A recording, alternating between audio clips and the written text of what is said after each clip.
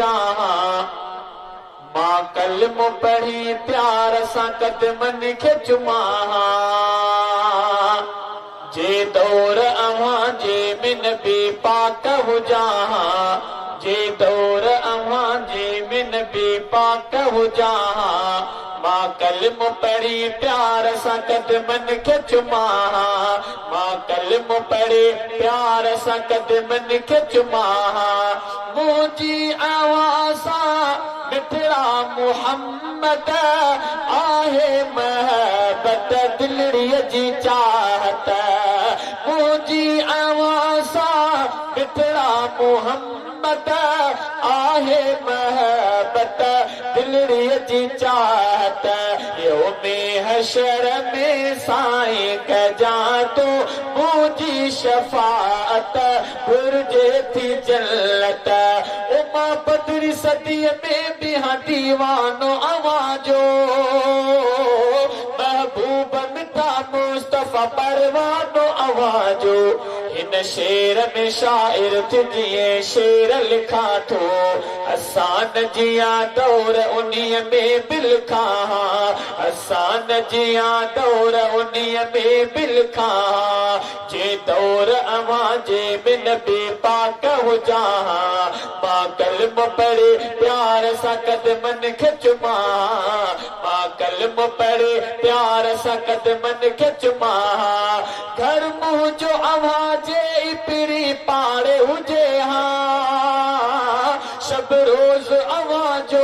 पियो दीदार थिए हा शब रोज़ अवां जो पियो दीदार थिए हा अखिड़ियूं बिठरी मौज पवन हा ही प्यारा अखिड़ियूं बिठरी मौज पवन हा ही प्यारा हर हर मखणी नेण अवां दे पे ॾिसां हर हर मखणी नेण अवां दे पे ॾिसां जे दौर अवां जे मिन बि पाक हुजां मां कलम पढ़े प्यार सां कदमन खे चुमां मां कलम पढ़े प्यार सां कदमन खे चुमां जे ना उखड़ो हा त पिरी जीउ चवां जीउ चवं त पिरी जल्द मां ख़िदमत में पुॼां जीउ चवं त पिरी जल्द मां ख़िदमत में पुॼां बाबू ऐं अम्मा घोरिय महबूब अवां तां ख़िदमत में इहे लफ़्ज़ चई अर्ज़ु कयां ख़िदमत में इहे लफ़्ज़ चई अर्ज़ु कयां जे दौर अवां जे मिन बि पाक हुजां मां कलम पढ़े प्यार सां कदमन खे चुमां मां कलम पढ़े प्यार सां कदमन खे चुमां सिद्दीक़ ऐं फारूक ऐं उस्मान अलीअ सां यारी बि रखां मां सजण टोली फलीअ सां यारी बि रखां मां सजण टोली फलीअ सां यारी बि रखां मां सजण टोली फली सां यारनि सां सची यार निभायां प्यारा असहाब सां बि प्यार महबत सां जियां असहाब सां बि प्यार महबत सां जियां जे दौर अवां जे मिन बि पाक हुजां मां कलम पढ़े प्यार सां कदमन खे चुमां मां कलम पढ़े प्यार सां कदमन खे चुमां घर वारियूं आवाजूं बि मञे माइर पंहिंजो तिन ते न सहां मां सजण तूं कंहिंजो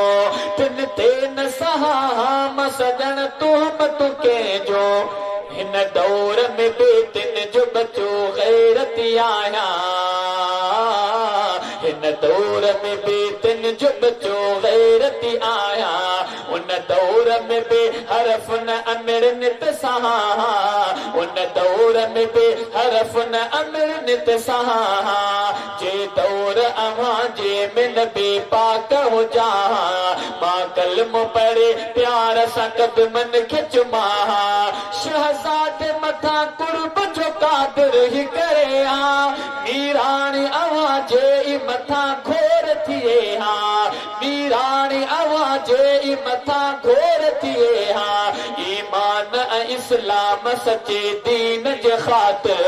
महबूब अवां जे इमा पेरन में मरा